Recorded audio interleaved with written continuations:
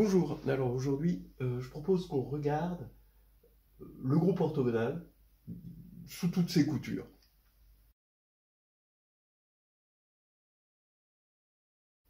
On va le regarder évidemment au départ dans sa relation d'origine, c'est-à-dire avec le produit scalaire, ou si vous préférez la norme quadratique. On va le regarder sous l'angle des groupes, c'est-à-dire comment on regarde un groupe, comment on analyse un groupe. On va le regarder aussi sous un angle topologique, et au final, on va voir comment il éclaire finalement à nouveau ses origines, c'est-à-dire le produit scalaire, et surtout comment il éclaire la norme 2 par rapport aux autres normes, qui lui sont équivalentes évidemment, mais quand même, il va apporter quelque chose de plus à cette norme. Alors, je ne vais pas dire la définition, un objet aussi riche ne peut pas avoir une seule définition, ça dépend de comment on l'aborde, d'accord? Et on va essayer d'en donner plusieurs qui correspondront à des points d'appui qu'on peut avoir pour démarrer sur ce groupe. D'abord, s'il devait y avoir dans l'ordre des définitions une définition plus canonique, je dirais, elle part des endomorphismes. Alors, c'est l'ensemble des phi de GL de E qui préservent le produit scalaire dans un espace euclidien. Donc forcément, de dimension finie, et ça, on l'appelle ON. On n'a pas besoin de préciser GL de E, en fait, juste AND de E, parce que s'il vérifie ça, on voit qu'il appartient forcément, il est inversible. Bien. Grâce à la forme polaire de la norme 2, qui est ici, eh bien, on peut juste dire c'est l'ensemble des phi de GLN de E qui préserve la norme quadratique. Bon, pas difficile. Maintenant, il se trouve que ceci définit bien un sous-groupe de GL2. Bien. Prenons ON maintenant vu matriciellement. C'est-à-dire que ces objets-là, on a envie de les représenter matriciellement, et surtout un groupe aussi populaire, on va dire, c'est pas péjoratif, que ON, il est normal que sa représentation matricielle soit mise en avant, parce qu'il va être très utilisé, et les gens préfèrent des objets concrets, évidemment. Donc, ON va devenir ici M, l'ensemble des M dans GLN de R, cette fois-ci, tel que M transposé M égale IN. On perd en canonicité, parce qu'on n'est plus dans un espace, on a fixé une base finalement, en regardant la base canonique de Rn, mais on y gagne en lisibilité. Ceci provient exactement de là, quand on écrit ceci, et qu'on l'écrit pour des x, y appartenant à la base canonique, eh bien, on obtient rapidement ça. Alors, là, avec ça, on voit un certain nombre de choses, dont la propriété de stabilité par transposition, on verra plus tard, mais il y a des choses qui peuvent nous échapper si on regarde juste par ce petit bout de la lorgnette. J'ai envie de donner comme définition, définition 3, si vous voulez, ON, c'est le stabilisateur de l'identité, de la matrice identité, pour l'action de congruence de GLN de R sur Sn. Ou si vous préférez, de GLN de N sur Mn de R. Effectivement, il y a une action de congruence, PM, donc P, ça va être une matrice inversible, donc de GLN de R, qui agit sur M par congruence PM, P transposé. C'est une action qui a un intérêt, évidemment, c'est que quand on analyse les formes quadratiques, ou plus généralement les formes bilinéaires, on a besoin de bases, mais on a besoin de regrouper les matrices qui représentent la même forme bilinéaire dans des bases différentes. Et ça, c'est la congruence. Et donc là, ici, deux matrices sont congruentes, si et seulement si elles sont dans la même orbite de congruence. Et quand on va regarder le stabilisateur de l'identité, ça va bien nous donner des matrices telles que P transposé est égal à l'identité. Et donc, comme ON est stable par transposé, ben, ça donne bien ce qu'on voulait. Donc là, on voit tout de suite que c'est un groupe. Bon, bien sûr. Mais ça, on pouvait le voir autrement. Surtout, si on part du stabilisateur d'une autre matrice qui est dans la même orbite, c'est-à-dire IN, être dans la même orbite de congruence que IN, c'est être dans SN++, c'est-à-dire les produits scalaires. Donc si on a un produit scalaire plus général qui est dans une base, donc on a une matrice, mais dans une base pas forcément orthonormée, voilà, donc c'est pas l'identité, a priori, alors, eh bien, on voit qu'on va avoir besoin du stabilisateur de cette matrice A qui est dans SN++, et on sait que quand on reste dans la même orbite, eh bien, les stabilisateurs sont conjugués. Donc, par rapport à cette définition qui a fixé une base, d'accord, celle-ci qui n'en fixe pas, eh bien, celle-ci reste dans les matrices, mais nous permet de changer de base tout en restant dans les matrices, parce que on peut, en le voyant comme un stabilisateur, on sait ce qui se passe quand on stabilise, quand on veut stabiliser une autre matrice qui est dans la même orbite, c'est-à-dire un autre produit scalaire. Voilà. Une autre définition que je trouve sympathique, ON, c'est l'ensemble des matrices de passage de base orthonormée à base orthonormée. On voit que c'est équivalent, hein, que ici, quand on a une base orthonormée, ici, grâce à cette propriété, ça va changer en base orthonormée, et la réciproque, bah, elle provient du théorème fondamental de l'algèbre linéaire. Alors maintenant, on va voir quelques propriétés. Première propriété, P1, stabilité par transposition. Alors maintenant, propriété P2, le centre. Le centre de ON, c'est normal quand on a un groupe, on étudie un groupe, on va essayer de comprendre ces sous-groupes distingués, bon, dans un deuxième temps peut-être, mais c'est important de regarder son centre. Ça fait partie des sous-groupes distingués les plus directs. Hein. Eh bien, son centre, bah, ça va être les homothéties orthogonales. Alors, les homothéties orthogonales, d'abord, qu'est-ce que c'est?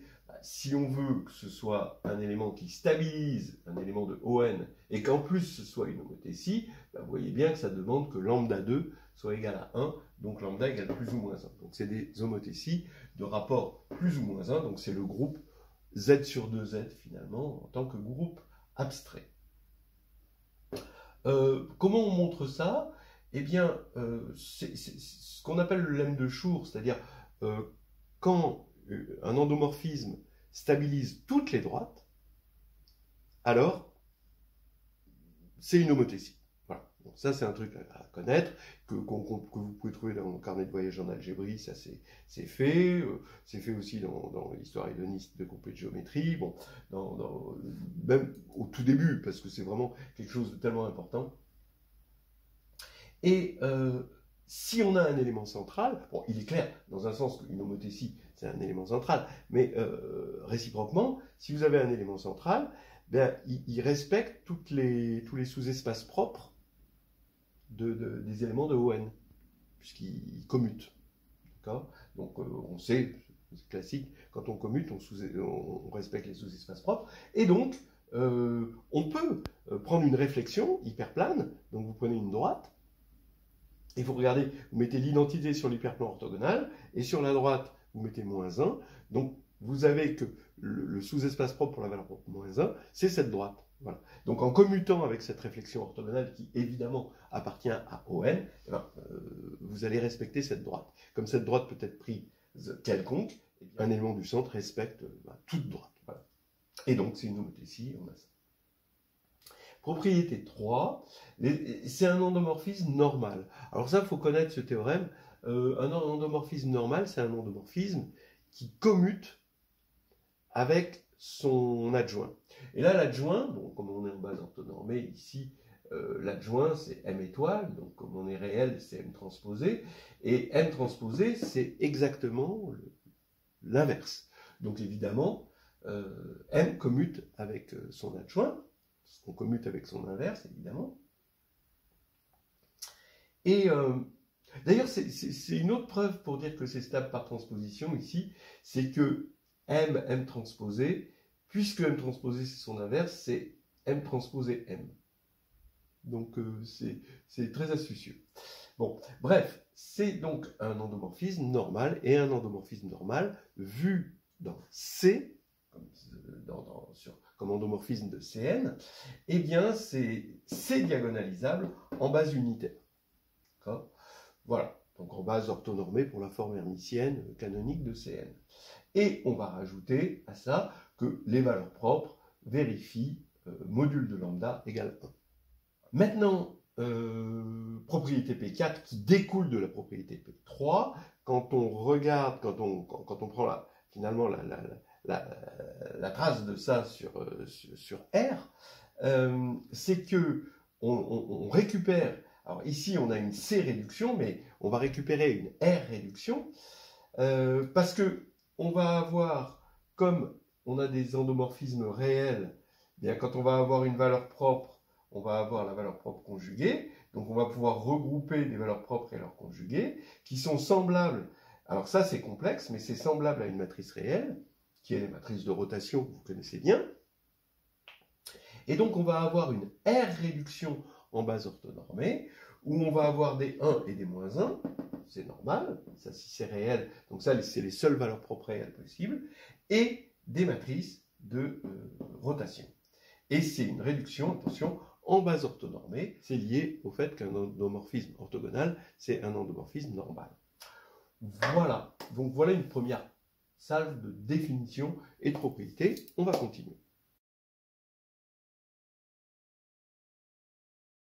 Alors, on trouve un sous-groupe distingué assez facilement, bien sûr, et qui est très célèbre, c'est le groupe spécial orthogonal, SON.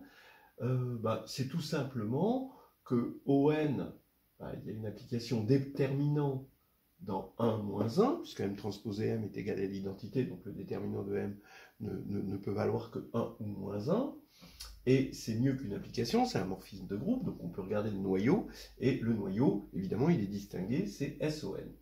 Et en plus, comme cette application est surjective, ça va faire que ON va se décomposer en 2 classes, modulo le noyau, la classe triviale, les déterminants sont égaux à 1, et la classe, l'autre classe, où les déterminants sont égaux à moins 1.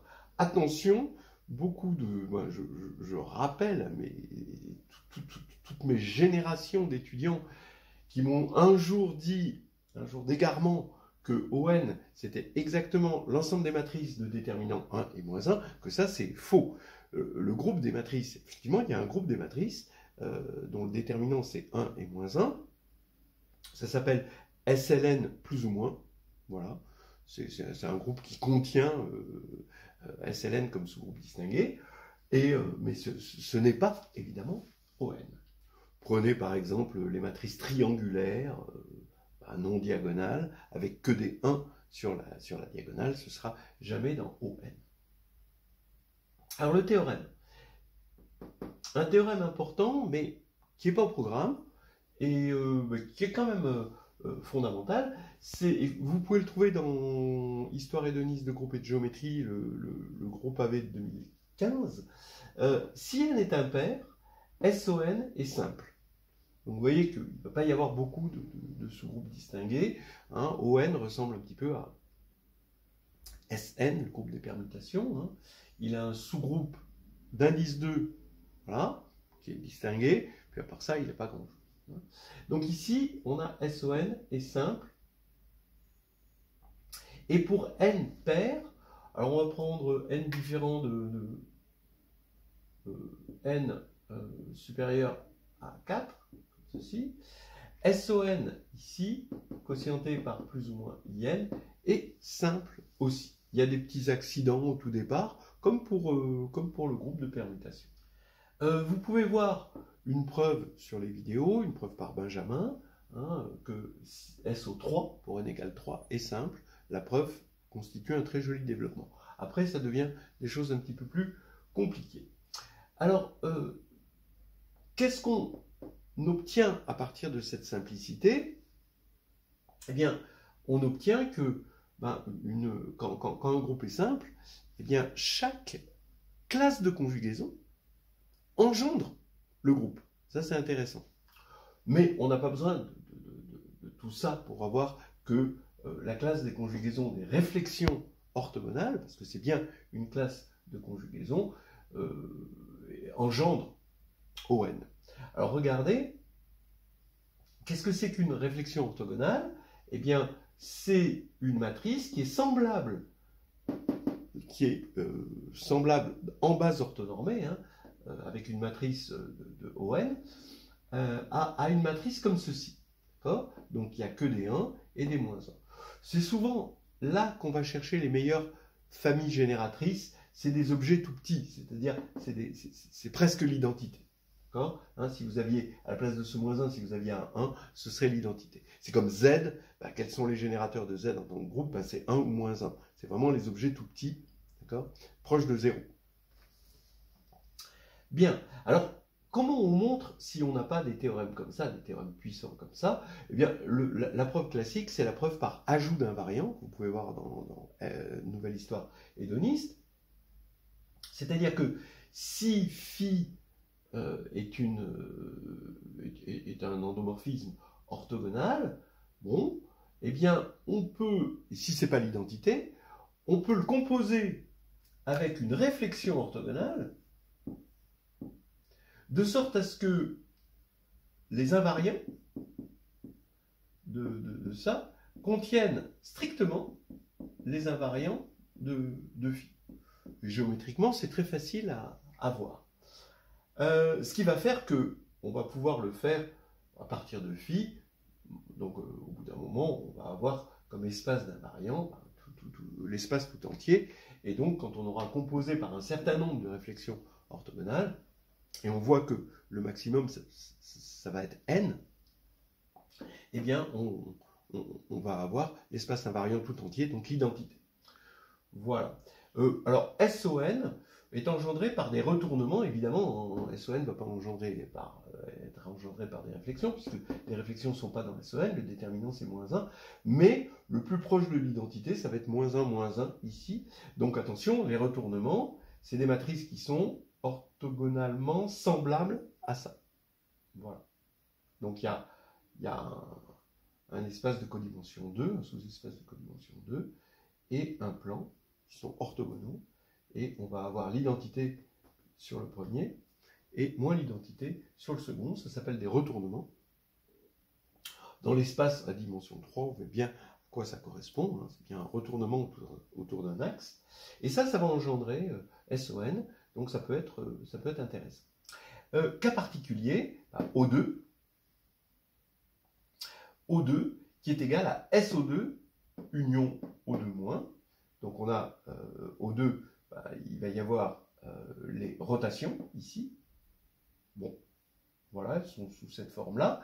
Et les symétries, qu'on peut mettre sous cette forme-là, mais c'est plus joli de les mettre sous. Elles sont semblables, orthogonalement semblables, à 1 moins 1. D'accord, la diagonale à moins 1. Et O3, vous allez avoir, d'après ce qu'on avait vu tout à l'heure sur la réduction des matrices orthogonales, vous aurez forcément, si vous êtes dans SO3, vous aurez forcément un 1 ici. 1 est toujours valeur propre d'un élément de SO3, ce qui va donner un axe de rotation. Et sinon, vous allez avoir moins 1 qui sera toujours valeur propre, et vous allez avoir une espèce de rotation, puis réflexion. Voilà. Alors, on continue avec la topologie de ON. Alors là, on s'éloigne un petit peu de l'aspect groupe, qu'on retrouvera un peu plus tard sur la fin, mais pour l'instant, regardez, SON, eh bien, il est connexe par arc. Il est sûr que ON ne va pas être connexe, puisque le déterminant l'envoie surjectivement sur 1 moins 1, et le déterminant est continu. Donc là, SON, on est content qu'il soit connexe, et comme on le voit, on prend A, une matrice, et il faut la connecter à une autre matrice B, on va la connecter à travers l'identité, et il faut la connecter tout en restant dans SON. Eh bien, vous avez A qui est égal, d'après ce qu'on a dit, la réduction à P fois une matrice comme ceci, fois P-1 avec P dans ON. Eh bien, ici, comme on est dans SON, on a un nombre pair de -1, parce que toutes les autres, ça va donner du déterminant 1. Donc on a un nombre pair de -1, parce que le déterminant de A est égal à 1. Ce qui fait que on va pouvoir regrouper en matrice 2, 2, -1, -1, c'est R indice pi. D'accord? C'est la rotation d'angle pi, -1, -1, la diagonale. Alors, donc ça nous fait, ici j'ai oublié de mettre un P-1, ici ça nous fait une matrice comme ça, avec des matrices de 2, Rpi. En fait, c'est juste moins l'identité en matrice de 2. Voilà. Et là maintenant, on va introduire pour t de 0 à 1, R indice t pi, R indice t θ k, voilà. Ce qui fait que pour t égale 1, on a la matrice A, pour t égale 0, on a la matrice identité, et comme P est dans ON, on est resté hein, dans SO, on a pour déterminant 1 toujours, et on a un produit d'éléments orthogonaux, donc finalement ça reste orthogonal, donc c'est dans le groupe spécial orthogonal. Donc on a bien créé un chemin de A vers l'identité qui reste à l'intérieur de SON. Bon, théorème, ON possède donc deux composantes connexes, effectivement.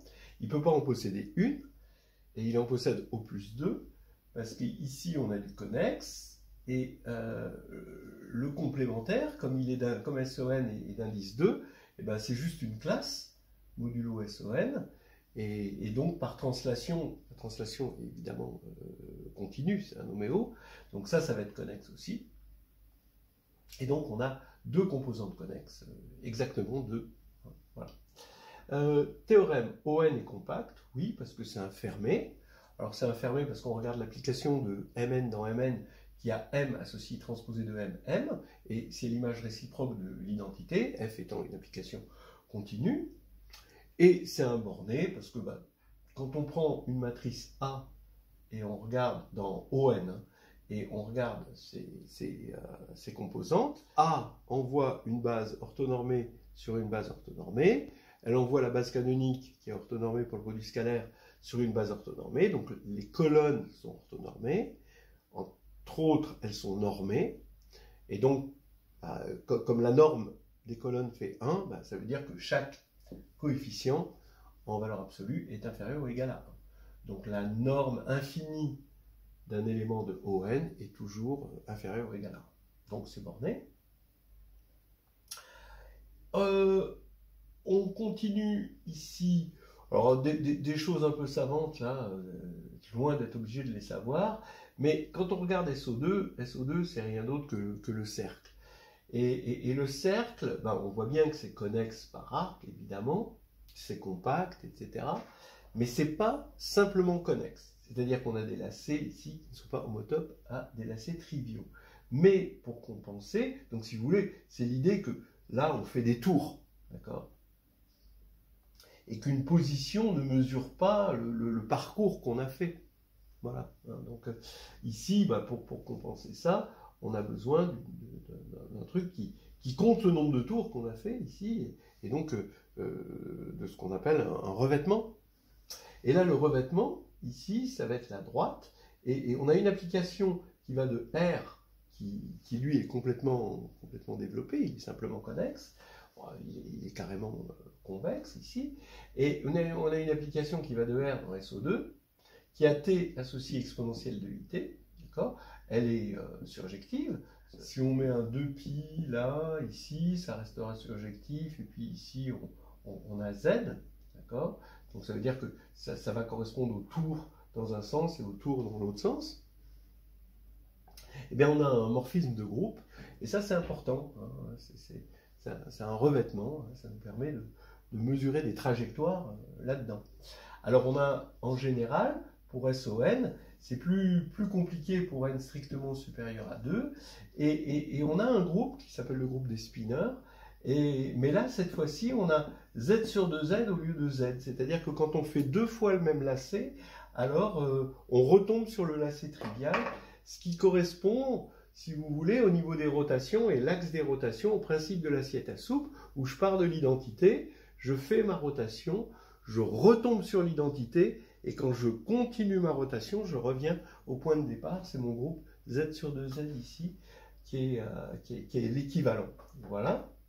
Et maintenant, dernier théorème, il faut savoir que si G est un sous-groupe compact maximal de GLN de R, alors G est conjugué à ON de R. Donc ça veut dire en gros que là c'est assez marrant parce qu'on est là c'est une caractérisation en quelque sorte du groupe abstrait ON de R. C'est une caractérisation par la topologie. Donc vous voyez, les normes sont toutes équivalentes, évidemment, mais il y a quand même une norme qui est plus belle que les autres, parce que stabiliser cette norme, c'est donner le groupe le plus gros, donc finalement c'est la norme la plus harmonieuse. Bon, on est en train de réinventer la roue, si vous voulez. La sphère, c'est la chose la plus belle, puisque le plus gros groupe, donc l'objet le plus gros tout en restant harmonieux, puisque c'est un groupe, ça va être quand il doit respecter cette sphère. Voilà. Donc évidemment, toute cette partie-là, c'est des choses qui ne sont pas au programme, qui sont loin d'être au programme, que ce soit de l'interne ou de l'externe. Voilà, on va continuer un petit peu avec des actions de groupe, et puis on va rapidement terminer sur une petite conclusion. Comme je vous disais, des actions du groupe orthogonal, parce qu'il faut savoir sur quoi ça agit, ça c'est un peu comme la profession sur votre carte d'identité. On va dire d'abord ON agit de façon simplement transitive sur les bases orthonormées. Voilà, hein, ON, ça c'est un truc important, et quand il y a une action simplement transitive sur un objet, c'est bien de le préciser. Mais l'action naturelle, je dirais de la même manière que GLN agit sur l'espace, E, eh bien ON agit sur Sn-1, c'est-à-dire la sphère de dimension n-1, c'est-à-dire les éléments de Rn de norme 1. Bon, l'action est naturelle, PV donne P fois V, voilà.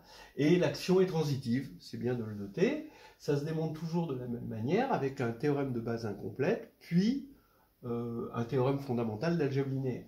C'est-à-dire qu'ici, vous prenez V et W, il faut trouver un élément de ON qui envoie V sur W.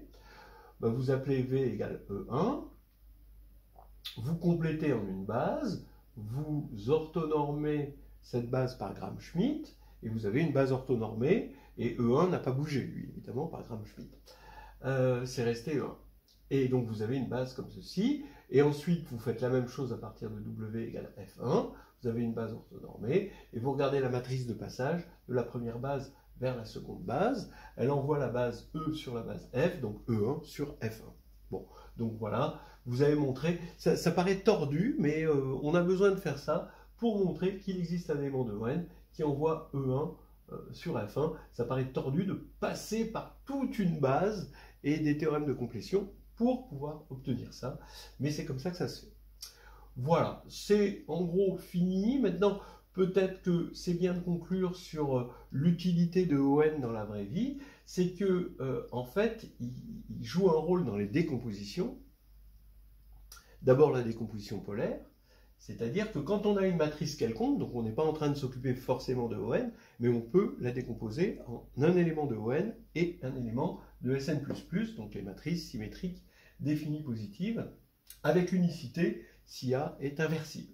Donc ça, c'est vraiment intéressant, parce qu'on a une partie qui est dans Sn++, donc Sn++ via l'exponentielle, c'est un espace vectoriel, hein, transporté par l'exponentielle, mais O, un élément de ON, il est dans un compact. Donc des fois, quand on a des problèmes de suite, on peut se ramener à un problème de suite dans OS pour s'intéresser particulièrement, si on a l'unicité, à la suite correspondant à ON, parce qu'on sait qu'il va y avoir un point d'accumulation. Et ça, c'est assez classique hein, dans certains exercices hein, qui qui partent de problèmes de GLN et qui utilisent la décomposition polaire pour justement s'intéresser à la compacité de Wien. Et la décomposition QR, évidemment, importante, ça aussi c'est important, hein, A égale QR, c'est du Gram-Schmidt en quelque sorte. Q, c'est toute matrice inversible se décompose en une matrice orthogonale et une matrice triangulaire avec des éléments strictement positifs sur la diagonale, et là on a l'unicité. Alors pareil, ce qui est intéressant, c'est par exemple que Q est facilement inversible, parce que sa transposée, c'est son inverse. Et R est facilement inversible aussi, hein, parce qu'elle est triangulaire supérieure. Donc ça permet d'inverser A de façon pas trop dure. Mais surtout, c'est utile dans ce qu'on appelle la méthode QR, dont j'ai déjà parlé sur la chaîne. C'est pas ici que je vais en parler, mais voilà.